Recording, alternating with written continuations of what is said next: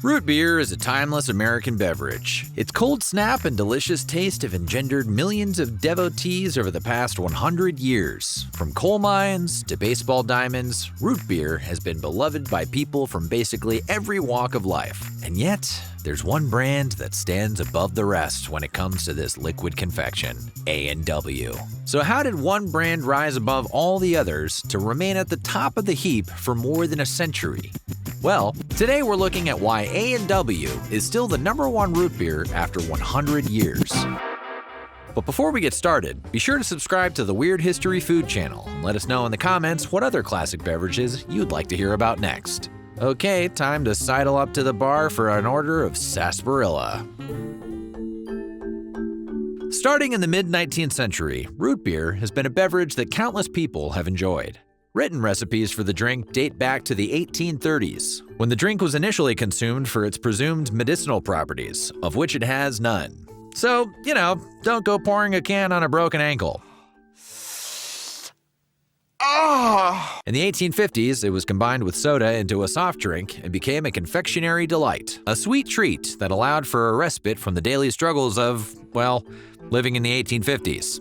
Look, it was a rough time. You had to take what you could. With the rising popularity of the drink, it was originally widely distributed in stores as a syrup, rather than provided on tap or sold pre-mixed in cans or bottles. Large canisters or jars of the syrup were shipped across the country, and then it would be up to the purchaser to combine it with soda to get the sudsy taste just right. Pharmacist Charles Elmer Hyers developed a commercial brand of root tea made from sassafras in 1875. His recipe was completely original, based loosely on what had come before. He added a unique combination of exciting elements and flavors to really create something special. His product debuted at the Philadelphia Centennial Exposition in 1876. Interestingly enough, the name we commonly refer to the drink today as almost never came to be. Charles Elmer Hyers was a teetotaler, a practice that celebrated abstaining from the consumption of alcohol. But above all, Hyers was a man who liked making money, and he could instantly see that he'd need to market his product to people who didn't necessarily hold his same views about booze. So despite him wanting to call his drink root tea, he tailored the name of this new beverage to his first experimental consumer market.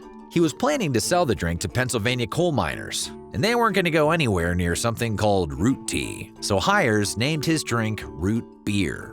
In 1919, a man named Roy Allen opened a root beer stand in Lodi, California.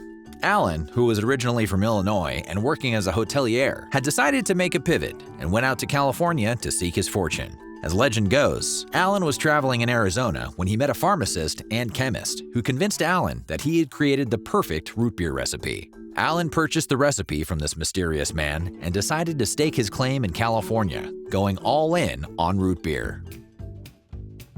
Allen's business started off slowly, selling root beer for 5 cents a glass. At the time, selling alcohol was illegal due to governmental mandates. This era, now referred to as Prohibition, had a number of unintended consequences on American culture, including the rise of organized crime. Another consequence was the sale of soft drinks, sodas, and root beer skyrocketed. Hey, people had to drink something.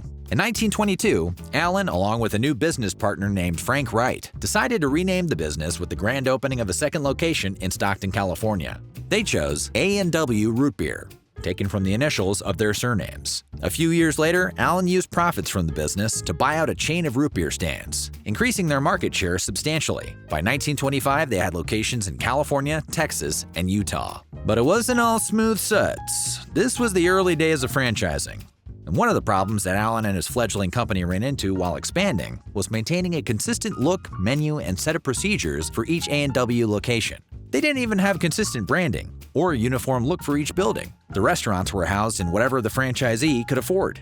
The only thing holding everything together was the root beer. Each owner purchased the A&W extract syrup directly from Allen and Wright, making root beer the chain's defining element. The business continued to expand, and by 1930, there were over 200 franchised A&W locations all over the country. Multiple locations were forced to close after the U.S. entered World War II due to shortages and rationing. After the war, the company bounced back bigger than ever, expanding to 260 restaurants by 1941. After the conclusion of the war, America bounced back hard. GIs returning from the front settled down, bought homes, and raised families. Economic prosperity was rampant, and one of the economic elements that directly benefited A&W was the increase in purchasing cars. What were all these newly middle-class veterans and their families going to do on a Friday night? Well, they might as well take a drive and swing by the A&W for a snack and a root beer. The profits for both the franchisees and for Allen skyrocketed during this period. However, in 1950, Allen was feeling a little long in the tooth.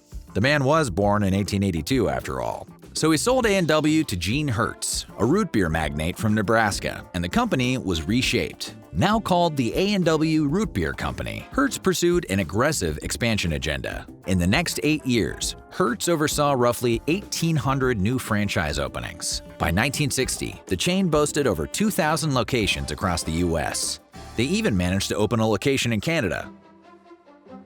By the time the 1970s rolled around, A&W had created their own distribution company to sell their root beers in stores. Supermarkets, roadside diners, and corner shops all started carrying A&W, bolstered by the brand awareness of the drive-in restaurants. Also around this time, A&W introduced a new mascot, the A&W Root Bear. The big friendly spokesbear has been on at least one hiatus, but he continues to show up in the company's advertising to this day, despite the fact that root beer is probably not good for bears. By this point, A&W was itself the Great Root Bear. The brand had close to 50 years of deliciousness under its belt and locations across the country. They were also now more ubiquitous than ever, thanks to the successful efforts in distributing their drink in stores. Not even Barq's Root Beer, which also had several decades of root beer under its belt, could give A&W a run for their money. But you don't climb to the top without stepping on some toes, or in this case, cutting some corners. Recently, A&W was the target of a class action lawsuit alleging the brand was engaging in false advertising by claiming its root beer contained aged vanilla.